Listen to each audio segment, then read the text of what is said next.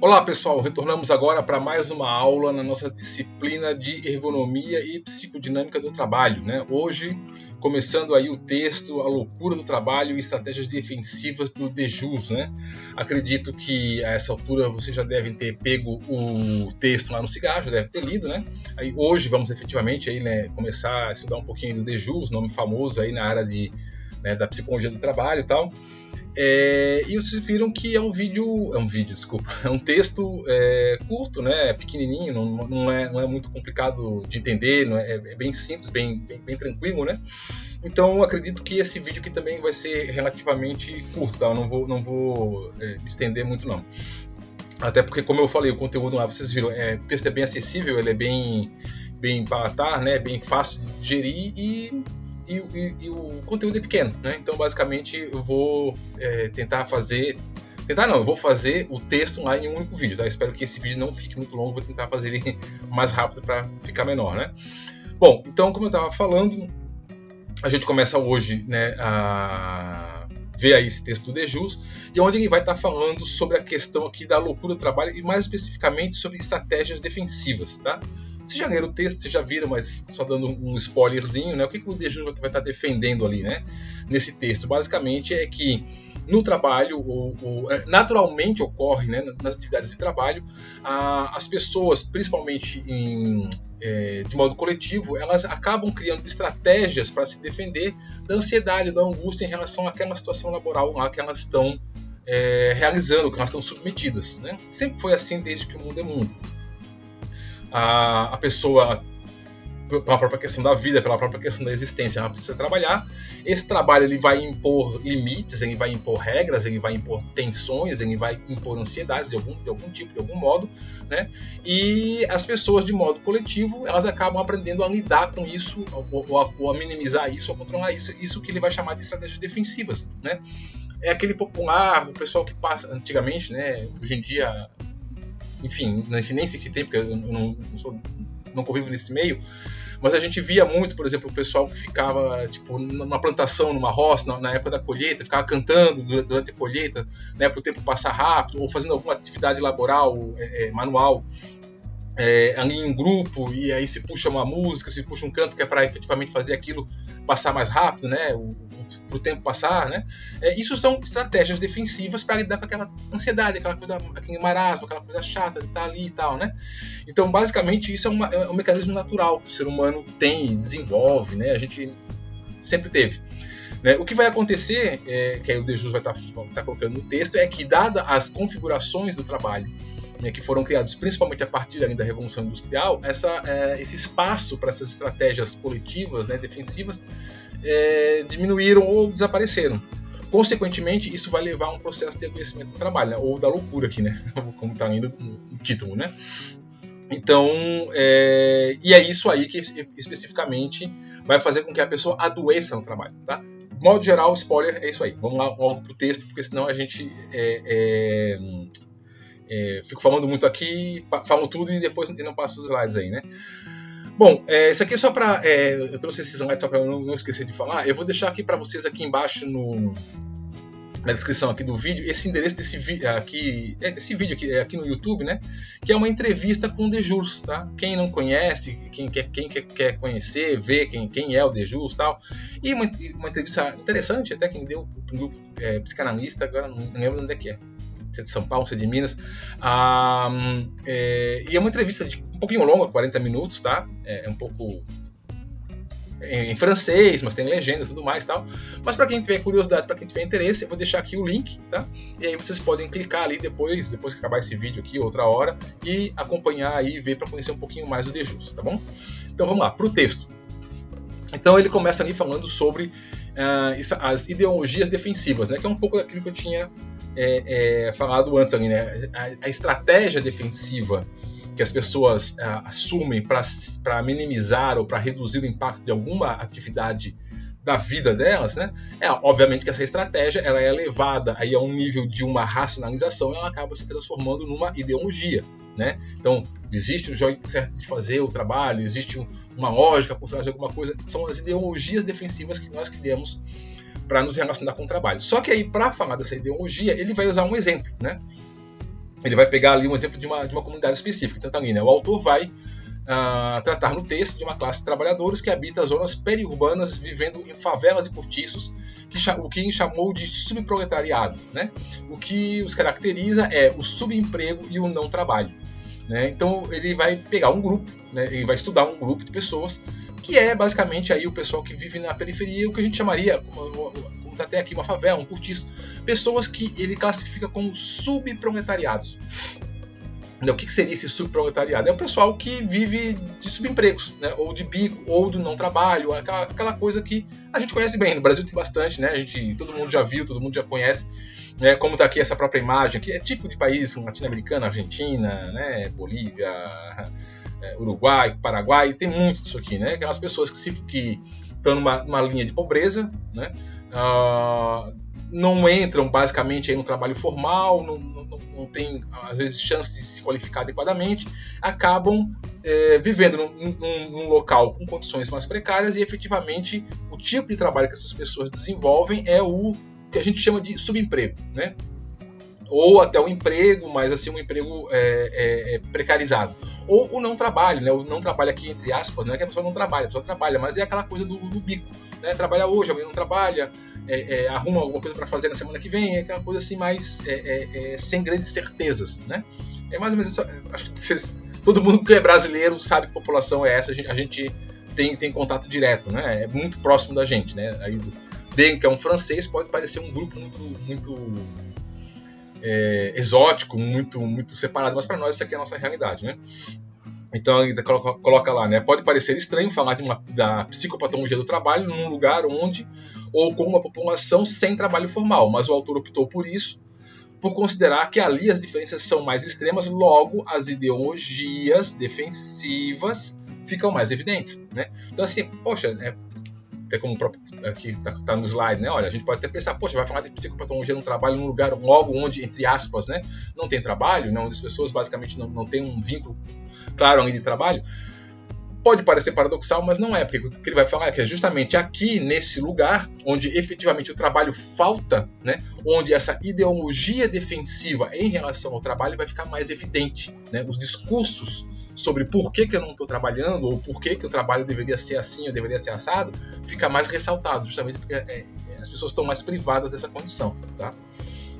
Então ali, né, o que vai interessar é aqui, ó, a vivência dessa população em relação à saúde e à doença em um local onde doenças consideradas simples de serem tratadas ainda ocorrem de modo intenso, né? Vocês viram lá no texto, ele vai estar falando escolher essa população justamente porque ele vai querer estudar, né, ou observar como é que ocorre essa relação, essa apropriação da pessoa com relação à saúde e à doença, né? Então, assim, essa população apresenta todos os problemas já conhecidos, né, das zonas periféricas, que a gente conhece: baixo saneamento, famílias desestruturadas, pouco dinheiro, sendo gastos prioritariamente com alimentação, né, desnutrição, criminalidade, etc. Basicamente, né, uma favela, né? Nessa população se identifica uma coisa: uma resistência em se falar sobre a doença e o sofrimento, ó. Então, existe uma característica que é peculiar, não vou dizer de todas as populações que se enquadram nessa categoria, né? Mas pelo menos dessa população aqui, que eles observaram, que era essa aqui, ó: a resistência em se falar sobre doença e sofrimento. Não se fala sobre sofrimento, não se fala sobre doença, né? É um assunto tabu dentro daquela comunidade ali, né? Então aqui, olha uma citação aqui lá, né? Quando se está doente, tenta-se esconder o fato dos outros, mas também da família e dos vizinhos. É somente depois de longas voltas que se chega, às vezes, a atingir a vivência da doença, que se confirma como vergonha. Bastou uma doença ser evocada para que, em seguida, venham numerosas justificativas, como se fosse preciso se desculpar. Veja, isso aqui é específico dessa população que o De Jus estava observando, mas vamos ser sinceros, isso aqui não é muito diferente de nenhuma outra comunidade aí que a gente conheça, né, até da própria realidade brasileira aí. A vergonha, a doença, ela não é vista, ou ela não é, digamos assim, falada abertamente. Ela é sempre uma coisa como que escondida, uma coisa como que velada, né? Você não fala que você está doente, você sabe que você está doente, você sabe que você está mal, mas você continua indo trabalhar, né? Até porque você tem que trabalhar. Você não tem muita opção, né, de não trabalhar, né? Tipo assim, como a gente tem algumas classes, né, pessoas, sociedade e tal, que tem algum problema, tem alguma angústia e pode se dar o luxo de parar, e às vezes por 1 ano, 2 anos, né, vamos dizer assim, né, para cuidar da sua saúde, né, enquanto outras pessoas não têm esse privilégio, né, de poder simplesmente parar aí 1 ano da sua vida para, estou mal, estou com medo de alguma doença, estou com medo de alguma coisa, então eu vou parar de trabalhar durante 1 ano e depois eu vejo como é que eu toco a minha vida aí, como é que eu recupero esse tempo que eu fiquei parado. Quem é da camada mais popular, quem é da camada mais embaixo aí, né, da força de trabalho, trabalha hoje para comer amanhã, né? Então não se pode dar o luxo de ficar doente, porque se você fica doente, você não trabalha, se você não trabalha, você não come, se você não come, você morre, né? Então, a vivência da doença, experimentar a doença, ou se dar, entre aspas, aí, o luxo de dizer, olha, estou doente, preciso me cuidar, é algo que acaba indo para um segundo plano. Isso aqui é fácil da gente entender. Todos nós já vimos isso ou já vivenciamos isso, né? Geralmente, quantas vezes você não viu pessoas visivelmente doentes ou com um problema, alguma coisa, que ela vai trabalhar de qualquer jeito e toca a vida, né? Só quando a pessoa está muito, muito mal mesmo, que ela vai lá, procura um médico, pega um atestado e assim, é muito a contragosto, né? Então veja, essa é uma característica dessa população aí, quem eles observaram, mas também não é muito diferente do que a gente conhece, do que a gente vivencia, né? Então veja, não é uma culpa no sentido individual, né? Mas um sentimento coletivo de vergonha, né? Se a gente está doente é porque é preguiçoso, é como se fosse essa coisa, se você está doente é porque você quer trabalhar, né? O cara está fazendo corpo mole, né? Então veja, reflete o padrão moral local de uma época específica, né? Uma época específica, mas foi aquilo que eu falei, não é tão longe da nossa realidade, tá? Do mesmo modo, existem outros pensamentos cognitivos sobre a saúde e a doença, como, por exemplo, de não existir doença para as mulheres, né? Já que os filhos não podem ficar sem os cuidados. Ou que a cura é sempre uma questão de sintomas, né? Se a pessoa se sente bem, então não está doente. Veja, essa relação com a doença, essa estratégia de como lidar, né, com essa angústia de não ter uma garantia de trabalho, como não ter uma garantia com o sustento, acaba levando a essa, que é uma ideologia, né? Esse corpo de pensamentos, esse corpo de ideais, como está aqui, né? Que são tratados de um modo coletivo, que vão fazer com que as pessoas se relacionem com a doença, ou que não se relacionem com a doença, né? Como é o caso que, por exemplo, as mulheres não adoecem, é difícil as mulheres adoecerem. Por que é difícil as mulheres adoecerem? Porque, basicamente, mesmo que a mulher não vá trabalhar, principalmente nessas camadas, né, dessa população, mesmo que a mulher não vá trabalhar formalmente lá no trabalho, na empresa ou o que for, ela precisa dar conta da casa, né? E se ela precisa dar conta da casa, bicho, você não fica doente, você não vai ficar doente, né? Você não está doente. Por mais mal que você esteja, por mais debilitado que você esteja, as crianças têm que comer, alguém tem que fazer comida, né? Se o marido está fora trabalhando, né, e a mulher está em casa, por mais que ela esteja doente, ela não vai se apropriar, não é bem a palavra, mas tipo assim, se dar ao... Não gosto da palavra se dar ao luxo, né? Mas tipo assim, entre aspas, se render, né, aquela condição de doença. Olha, eu preciso de um tempo, preciso, né, de me curar, me melhorar aqui, e depois eu faço as tarefas da casa ou do dia a dia. Não, as crianças têm que comer. Você bota uma dipirona para dentro e vai fazer a comida, vai cuidar da casa, vai cuidar dos filhos, vai fazer o que tem que ser feito, né? Então vejam. E outra, né, que é tipo assim, se eu não estou sentindo nada, né, então eu não estou doente. É aquela coisa. Tava lá com uma dor nas costas, tava lá com uma dor de cabeça, uma dor não sei o que, tomei uma dipirona, passou o sintoma, passou a doença. E a gente sabe que isso não é verdade, né?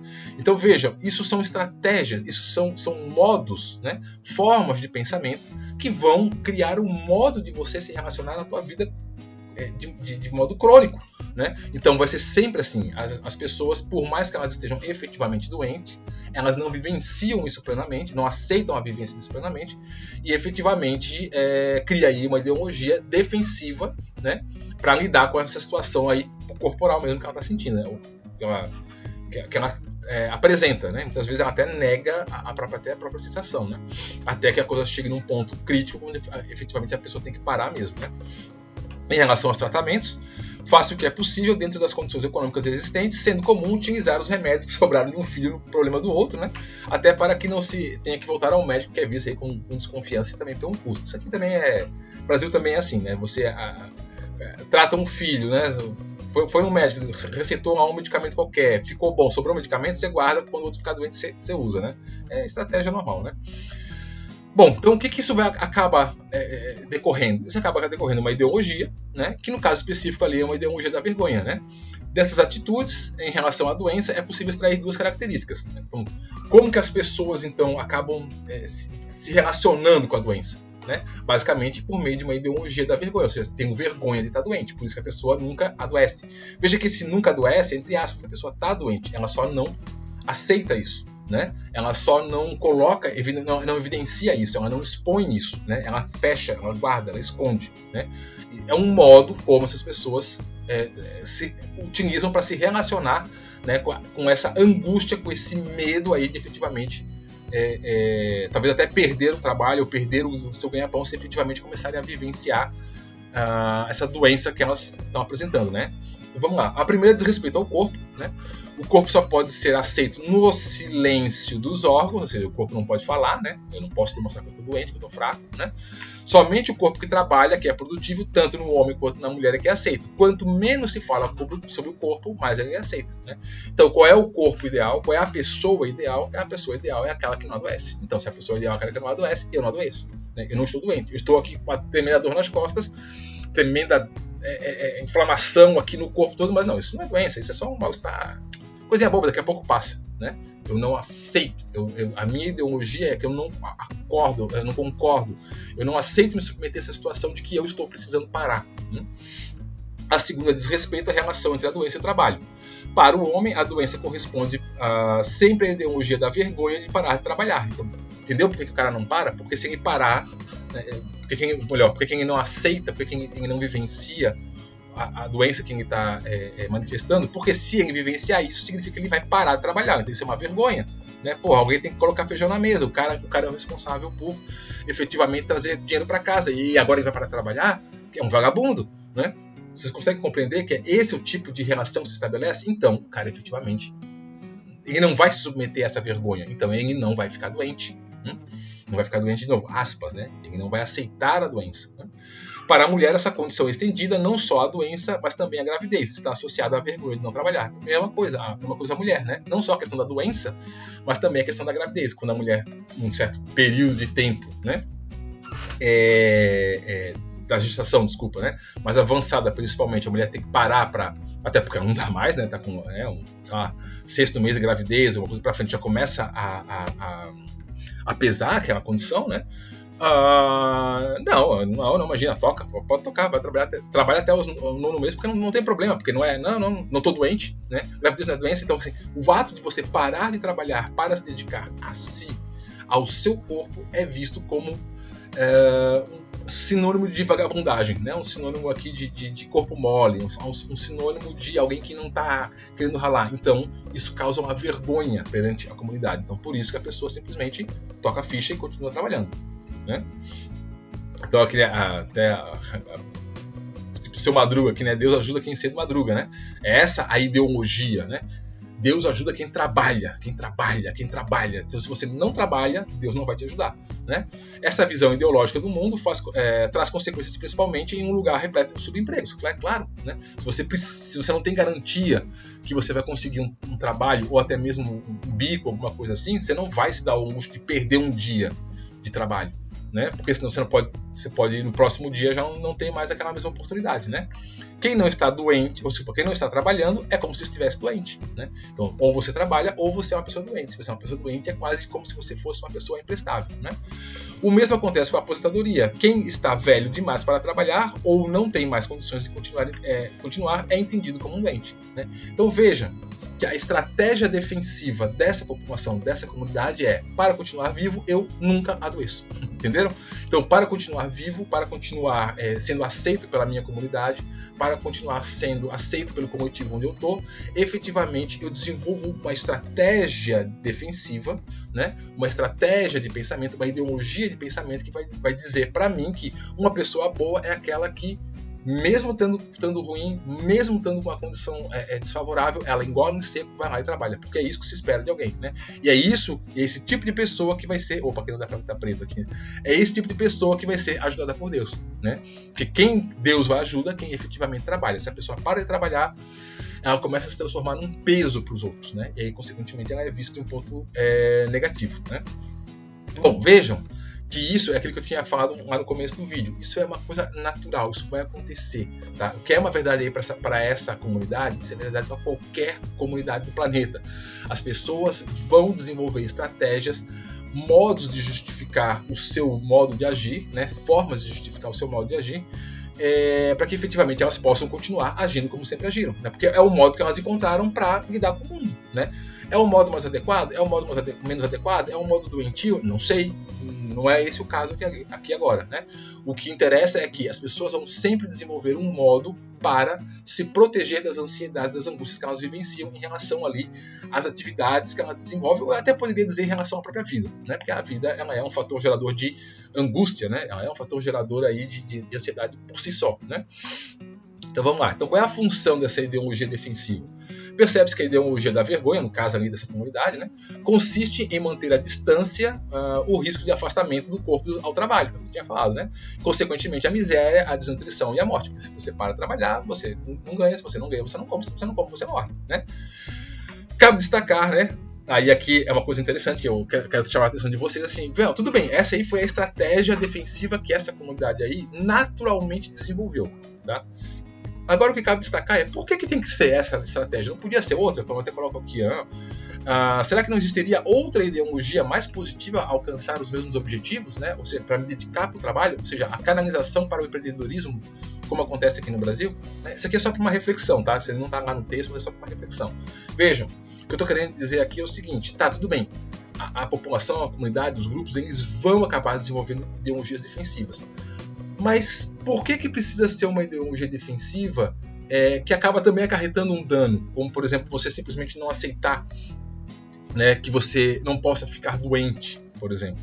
Será que eu não poderia desenvolver uma outra ideologia do tipo assim, cara, quanto mais eu me dedicar, quanto mais eu fizer por mim, mais Deus vai me ajudar? Por que eu preciso ter um emprego, necessariamente? Por que eu preciso ser funcionário de alguém? Será que eu não poderia eu mesmo montar um negocinho, montar alguma coisinha, ser empreendedor, fazer aqui alguma coisa que eu sei fazer, ir crescendo e desenvolvendo, e eu, né, efetivamente passar a dar emprego para outras pessoas amanhã depois?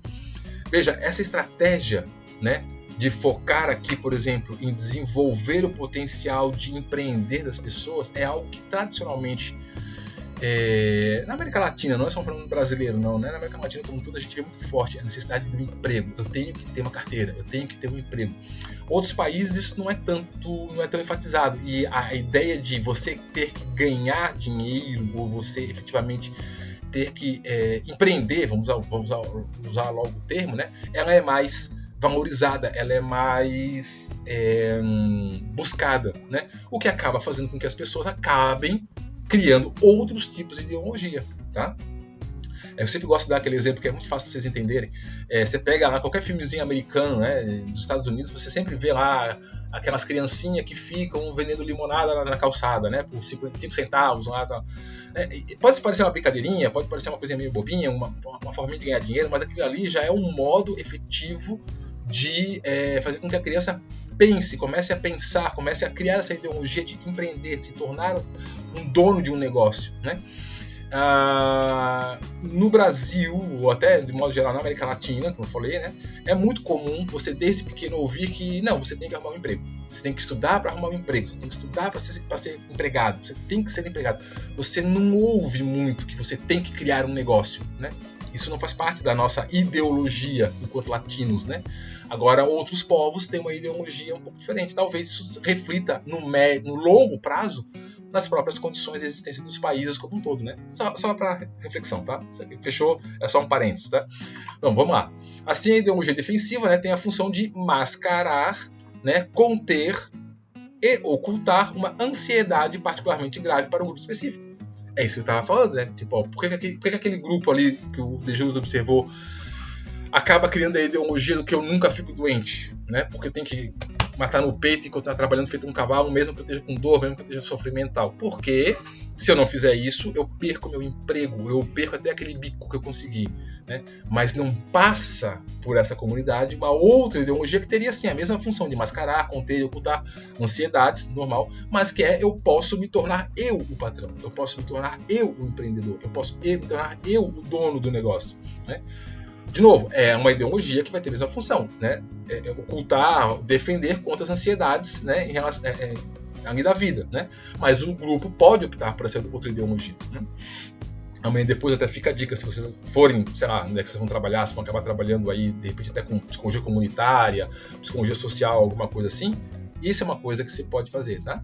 Existem ideologias defensivas que afundam mais o indivíduo, e existem ideologias defensivas que podem fazer o indivíduo sair daquela condição onde ele se encontra.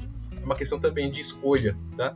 É uma questão também de quem vai estar trabalhando com isso, optar por fazer, né, um direcionamento mais adequado, tá?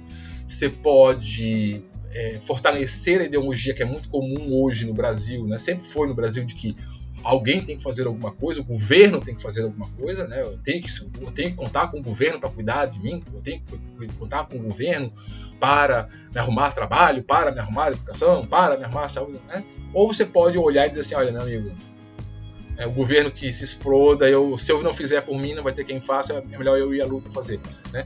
Porque na nossa ideologia defensiva do nosso grupo específico aqui, chamado Brasil, né? Chamado país, a gente tem muito aquela ideologia do o governo tem que cuidar de mim, né? E às vezes a gente observa que isso pode ser um erro grave, né?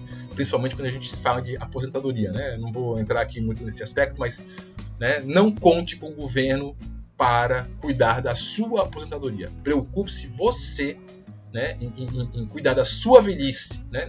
Não delegue a sua velhice nas mãos do governo, porque vocês sabem muito bem como é que funciona o governo, principalmente no nosso país, né? Mas enfim, não quero desviar do assunto, vamos lá. Bom, então é isso, tá? A ideologia defensiva vai ser isso, é um mecanismo para se defender das ansiedades, né? Esse mecanismo encontrado entre o subproletariado, esse aí do grupo, né, pode ser encontrado em qualquer outra categoria de trabalhadores. Então, isso é o que o Dejujo está falando. Olha, essa ideia de que coletivamente a gente começa a desenvolver uma ideologia, a gente começa a desenvolver estratégias para se defender das ansiedades, né, e das ansiedades do trabalho, mais especificamente, né, ou de qualquer condição da vida, isso é natural, isso vai surgir, e é uma defesa coletiva que faz. A hora que eu estou fazendo isso, o outro também está fazendo, o outro também está fazendo, todo mundo vê que está todo mundo na mesma condição, vamos dizer assim, e a ansiedade diminui, tá? Então isso é natural, isso acontece, tá? Então, okay, nesse sentido, cabe destacar que a ideologia defensiva torna-se tão inevitável quanto a própria realidade, que eu estava falando, né? Ela substitui temporariamente os mecanismos de defesa individuais. Lembra das aulas de psicanálise de vocês? O mecanismo de defesa do ego, né? A negação, a sublimação, deslocamento, né? Todos aqueles mecanismos de defesa que a gente estuda nas aulas de psicanálise, que a gente tem individualmente, a estratégia ou a ideologia defensiva, ela funciona coletivamente, tá? Então, como aquele grupo elege um modo de vida que efetivamente a gente vai utilizar para minimizar as ansiedades daquela condição de vida, de trabalho, de estudo, sei lá, de situações sociais que seja que aquele grupo alguém está vivenciando, tá? Sobrepondo, né, a atuação desse de modo a fazer com que o trabalhador continue encarando as ansiedades da realidade, né? Então, até porque não tem como a gente fugir da realidade, né? A gente pode dar uma pausa, a gente pode dar uma escapadinha, né? A gente pode dar uma desligada, mas fugir 100% não dá. A realidade sempre se impõe, né? Bom, e aí... Bom, então isso é um fato, né? Então existem estratégias defensivas, que se cria uma ideologia defensiva, só que aí isso vai ter um fator, algo que vai acontecer na história da humanidade que efetivamente vai atrapalhar isso, né? Ou atrapalhar não, mas vai se atravessar nisso, né? Que aí é efetivamente quando a gente começa a ter diferenças nos modos de trabalho, né? Que a gente já viu lá para a escola clássica de administração e tudo mais, né? Quando a gente começa a ter um novo estilo de trabalho, um novo modo de trabalho, que é basicamente isso aqui, né? O modo da produção em massa, da indústria, linha de montagem e tudo mais, não vai sobrar muito espaço para se desenvolver essas ideologias defensivas. E aí, quando você não consegue se defender dessas ansiedades, né? Dessa ansiedade do trabalho, vai acabar acontecendo o adoecimento, né? E é isso que o Dejujo vai dizer que é isso que aconteceu e é isso que acontece no mundo do trabalho. Como as pessoas não têm mais essa possibilidade de fazer essa ideologia de estratégia defensiva, embora a gente crie, tá? Embora as pessoas vão criar, mas não com o mesmo grau de eficiência que tinha antes, isso vai acabar levando a um adoecimento, né? Então tá aqui, ó, os mecanismos de defesa individual contra a organização do trabalho, o exemplo, né, do trabalho repetitivo. Então ele vai colocar lá, né? Isso aqui eu vou passar um pouco mais rápido porque a gente já viu essa parte de trailer e tudo mais, tal, eu não vou explicar muito isso aqui, tá? Já deu meia hora já, eu pensei que, enfim, né? Sempre penso que vai ser rápido e acaba não sendo. Então vamos lá, o trabalho repetitivo surge com Taylor, né? A gente já viu isso quando ele, por meio da administração científica, aumenta a produtividade, reduzindo ao mínimo o tempo desperdiçado pelos trabalhadores com ações que não eram voltadas para a tarefa em si, né? O que era considerado aí vadiagem. Então o cara ficava fazendo outra coisa que não era efetivamente a tarefa de produzir a peça lá, né? Isso era considerado vadiagem. Então tinha que ser cortado ali, né, do comportamento do trabalhador, né? Ao fazer isso, né, ao fazer o trabalhador ficar o tempo todo especificamente só ali focado em fazer a tarefa, né, fazer a ação que ele tem que fazer no trabalho dele, Taylor acaba padronizando as tarefas, né, o que eleva o aumento da produção, sem dúvida, né, mas tira a liberdade do operário e com isso a originalidade e por consequência a capacidade de inovação. A gente também já viu isso, né? E aqui mais especificamente, no nosso caso, né, essa retirada dessa capacidade de inovação, tá? Também a gente pode dizer assim, tira a capacidade de você criar estratégias defensivas, né? Porque você não para nem para pensar em fazer alguma coisa, né? Você está ali focado, trabalho, né? Então você realmente aliena ali, né? Então ele também reduz essa capacidade de você criar uma estratégia, criar alguma coisa efetivamente para minimizar o impacto daquela situação aversiva que você está vivenciando no trabalho. Embora, gente, foi como eu coloquei antes ali, não é que isso não elimina, porque a gente acaba, todo mundo desenvolve, tá? Todo mundo tem. E qualquer um que já trabalhou aí em indústria, por exemplo, sabe que por mais radical, opressor ali que seja o trabalho, a gente sempre, né, a pelotada sempre arruma um jeito de dar uma esquivada, é natural, tá? Vai acontecer, porque, de novo, né, aí, indo lá para o campo da psicanálise, ninguém aguenta lidar com a realidade 24 horas por dia, então você não aguenta ficar 8 horas do teu dia ali focado no trabalho, você tem que dar uma escapadinha, porque escapadinha, né, digo aí mesmo em estratégias defensivas, criar algum jeito de fazer o tempo passar mais rápido, porque senão você não aguenta, né? Então a gente, mesmo com todo o problema aí do controle do trabalho e tal, a gente sempre vai criar essa estratégia. Talvez não tão eficaz como era no passado, né? Mas a gente vai criar, tá? Aliado ao fato de que a divisão do trabalho pode colocar um trabalhador contra o outro, né? A gente também já viu isso, pois se um atrasa, atrapalha toda a produção dos colegas, né? Então é fácil perceber que o sistema de Taylor produz, junto com o aumento da produção, um ambiente próprio para o surgimento de tensões e despersonalizações. A gente já viu isso aqui, né? É um ambiente propício para criar umas situações aversivas que vão fazer com que a pessoa fique num ambiente denso, tenso, né? Onde o trabalho não seja algo gratificante, frutificador e realizador, né? É algo que o cara fica ali porque realmente precisa do dinheiro, né? A uniformização dos padrões de trabalho e a individualização das tarefas causa o fracionamento da coletividade, fazendo com que o sofrimento seja percebido de modo individual, né? Já que agora eu não posso mais compartilhar com o coletivo, quase não existindo espaço para estratégias de defesa coletiva, né? Veja, ó, cadê? Quase, tá? Porque a gente cria, de um jeito ou de outro, a gente faz, tá? Mas é claro, nessa situação, né, aquele modelo taylorista mesmo, né, que hoje, inclusive hoje não faz mais daquele modo, a gente já viu isso, né, mas é isso, quase não tem espaço, né, para o surgimento dessas estratégias defensivas. E aí, se não tem espaço para o surgimento dessas estratégias, o que acontece? A ansiedade aumenta. Se a ansiedade aumenta, o que vai acontecer? O adoecimento, né? Então é assim que a gente adoece no trabalho, né? Porém, como eu estava falando antes ali, vai existir sempre os resíduos das defesas coletivas. Não tem como, né?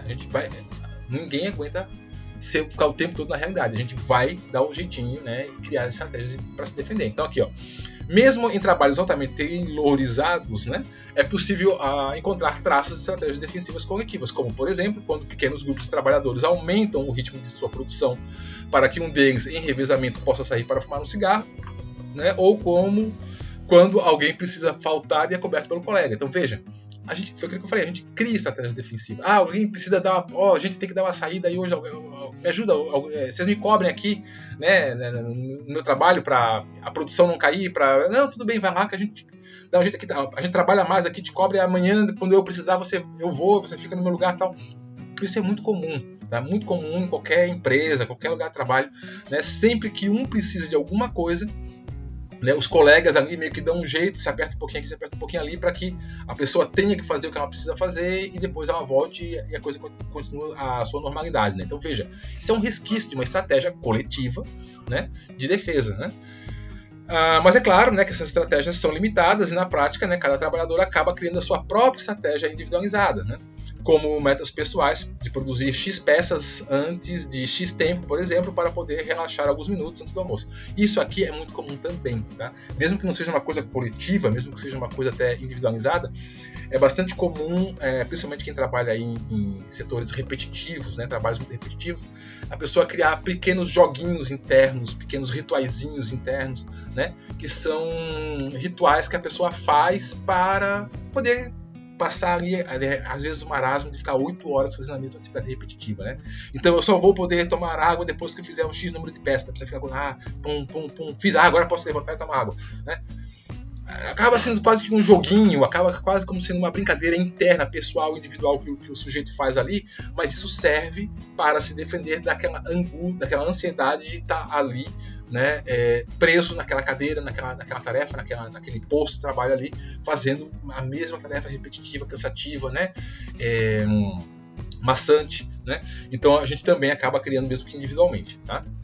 Então, agora a questão é, qual é o efeito então desse trabalho repetitivo sobre a atividade psíquica, né? Já que o Taylor criou o termo, né, Ford, tudo aquilo que a gente já viu lá, né, sobre a criação das linhas, sistemas de produção e tudo mais, né?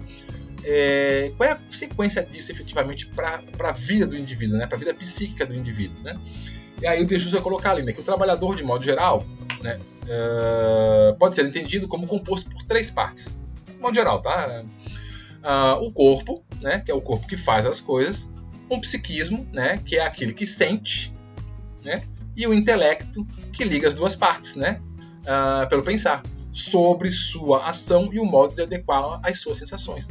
Então, basicamente, quando a gente trabalha, deixa eu colocar ali, três partes, né? Você vai ter um corpo, que vai ser aquele que vai fazer as coisas, que vai agir, que vai estar ali efetivamente atuando sobre o mundo. Você vai ter um psiquismo que vai sentir, que vai reagir às sensações que a gente vai ter ali na própria tarefa, na própria função que seja, né? E você vai ter o intelecto, que vai ligar as duas partes, né? Pelo pensar, que vai estar dando até uma simbolização, dando uma objetivação, né, sobre aquilo que a gente vai estar fazendo, tá? Qual é o problema quando a gente cria um trabalho altamente repetitivo, maçante, como lá o Taylor fazia? O problema é que você corta essa parte aqui, você corta a parte do intelecto, né? Lembra que o Taylor falava, o trabalhador não precisa pensar, ele só tem que ser capaz de repetir, e aí você acaba tendo uma quebra ali dessa coisa, dessa trindade, né, que até dá a nossa própria realização no trabalho, aquela questão do significado do trabalho, a significação do trabalho, né? Quando você não pensa sobre, você não significa nada, né? Então aqui, ó, o modelo de Taylor elimina a parte do pensar, e é aqui que a psicopatologia do trabalho entra, né? Pois a ausência do campo intelectual favorece o surgimento do sofrimento. Entenderam? Porque justamente como você não vai estar significando, dando uma razão para aquilo que você está fazendo, você está fazendo, agindo, reagindo e não pensando sobre, você não está significando aquilo, essa ação que você faz, literalmente não tem significado para você, não faz sentido para você. E se aquilo não faz sentido para você, por que você fica fazendo aquilo? Literalmente não faz sentido, né? E acaba se reduzindo tudo ao faço isso para ganhar dinheiro. E se você ganha o dinheiro só para comer, só para pagar as contas, só para pagar boleto, daqui a pouco aquele sem sentido do trabalho acaba sendo jogado sem sentido para a vida. E aí você acaba adoecendo como um todo. Não só adoecendo em relação a um trabalho que efetivamente você enche o saco, larga na medida do possível, né? Bem entre aspas isso daí, larga e vai atrás de outra coisa, você acaba não tendo mais sentido na vida. Então veja que um problema que começa ali no trabalho, ele vai efetivamente ampliar e causar um adoecimento fora do trabalho, até para outras dimensões da vida do sujeito, tá? Então até essa piadinha aqui, essa chargezinha aqui, né? O indivíduo lá bate na porta e vai, pois não, aí o rapaz ali aceita sofrimentos terríveis, né? Aí o cara, remunerado sim, né? O cara responde, né? Remunerado sim. Então acaba sendo isso, tipo, você acaba tendo, por conta de uma remuneração, você aceita sofrimentos terríveis que simplesmente não fazem sentido para você. Qual é a razão pela qual eu estou aqui fazendo isso a minha vida inteira? Bom, mas pelo menos eu estou sendo remunerado, né? Entende? E aí isso vai levar a uma despersonalização, uma dessignificação, não só da tua ação ali, né, no trabalho, no fazer, mas da tua própria existência, tá? E aí o que vai acontecer? O que vai acontecer é o que eu estava dizendo antes ali, né? Isso vai contaminar o tempo, né? Vai contaminar o fora do trabalho, né? Muitos autores consideram, né, que o controle do tempo e, consequentemente, a despersonalização do trabalho são compensados pelo tempo livre do trabalhador, né? Mas, tudo bem, o cara é aquela pressão ali no trabalho, o cara não vê sentido ali e tal, mas quando ele sai dali, vai jogar uma bolinha, faz um churrasquinho com os amigos e tal, né? Né? Isso passa. O cara precisa só um final de semana aí tomando uma cervejinha, isso passa. Só que o problema, é como o Jesus ali vai falar, né? O problema é que não é possível dividir o indivíduo em uma metade que consome e uma metade que produz, né? Não é possível você simplesmente dividir, o cara fica angustiado no trabalho, mas sai do trabalho está bem.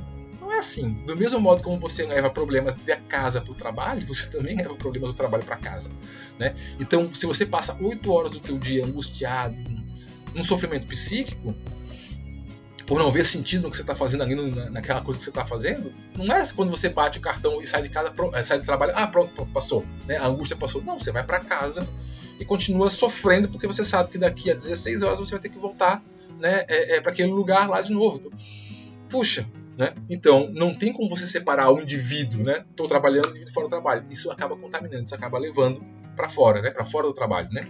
Então, uma vez despersonalizado no trabalho, a tendência é manter essa despersonalização em casa. Então, é isso que eu estava falando, né?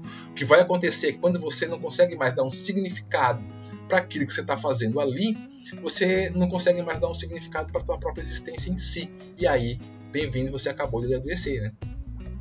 E aí, só para a gente fechar aqui, 40 minutos já para a gente acabar, né?